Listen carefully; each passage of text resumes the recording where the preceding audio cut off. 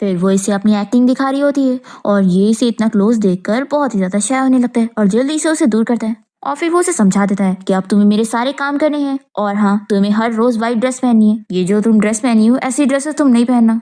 ये बोलकर वो जा ही रहा होता है तो ये उसे आवाज देती है। तो ये कहता है कि तुम याद रखो कि तुम एक सब्स्टिट्यूट हो, तो तुम्हें मेरे जाने पर इतना अपसेट होने की जरूरत नहीं है। ये कहती है कि बॉस, मैं अपसेट नहीं हो रही हूँ, मैं तो बस पैसे मांग रही थी। तो ये बहुत ही गुस्से में इसे अपना कार्ड दे देता है। तो यहाँ पर चिंग चिंग तो बहुत ज्यादा खुश हो जाती है। फिर इसके बाद वो सोचती है कि अब मैं अपनी अमीरों वाली लाइफ जीऊंगी। वो अपने साथ बहुत सारे गार्ड्स को लेके जाती है और रेड कारपेट पे वॉक करते हुए बहुत सारी शॉपिंग वगैरह करती है। अपनी मन की सारी महंगी महंगी चीजें खरीद लेती है और पूरी तरीके से एंजॉय कर रही होती है। दूसरी तरफ हान का असिस्टेंट उसे इस बारे में बता देता है कि बॉस, वो लड़की यहाँ पर आपके कार्ड से बहुत सारे पैसे खर्च कर रही है। तो ये कहता है कि उसे करने दो, जितने चाहे वो कर सकती है, कि वैसे भी वो बस मेरी सब्स्टिट्यूट है, वो मेरी वार्निंग की जगह नहीं ले सकती।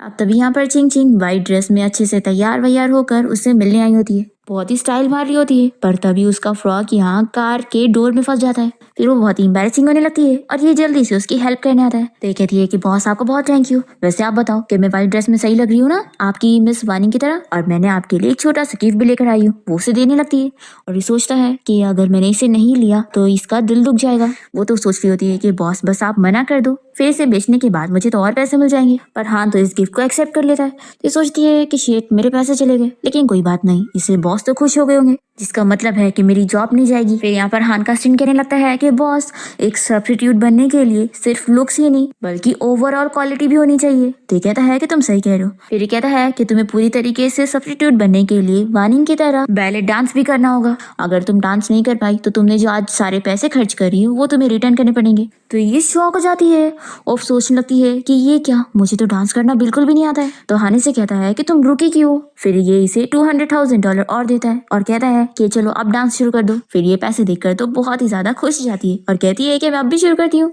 फिर वो अपना गाना गाते हुए कुछ भी डांस करना शुरू कर देती है और इसका ये कुछ भी वाला डांस देखकर तो वो भी शौक रह जाता है और अपने असिस्टेंट को इशारा करता है उसे रोकने के लिए। तो असिस्टेंट यहाँ से चिंग चिंग को पकड़ के बाहर लेकर जाता है और वो कहती है कि मैंने तो अभी पूरा डांस भी नहीं करी थी, तुम ये क्या कर रहे हो। तो असिस्टेंट कहता है कि मिस चिंग चिंग, बॉस ने कहा है कि इतना अनवॉचेबल डांस आप उन्हें दोबारा नहीं दिखा सकती है। तो बॉस ने कहा है कि आप तब तक अंदर नहीं आ सकती जब तक आप अपनी गलती का सुधार न करो। फिर चिंग चिंग अंदर जाने की कोशिश करती है तो गार्ड्स उसे अंदर जाने नहीं देते और वानी कहने लग जाती है कि मुझे पता नहीं था कि तुम्हें ये वाला टाइप का डांस पसंद नहीं है, तुम मुझे बता दो, मैं दूसरा वाला टाइप का डांस कर लूंगी। पर हान उसे कोई जवाब नहीं देता और तभी हम देखते हैं कि यहाँ पर चिंग चिंग की मॉम उसे देख लेती है और कहती है कि अच्छा, तो ये हमसे झूठ कह रही थी कि इसके पास पैसे नहीं है और यहाँ वो अमीरों वाली लाइफ जी रही है। फिर यहाँ पर चिंग चिंग की मॉम उसे रोक लेती है और कहने लगती है कि तुम कहाँ पर थी, मैं तुम्हें कितने टाइम से ढूंढ रही थी और कितनी फिक्र कर रही थी तुम्हारी।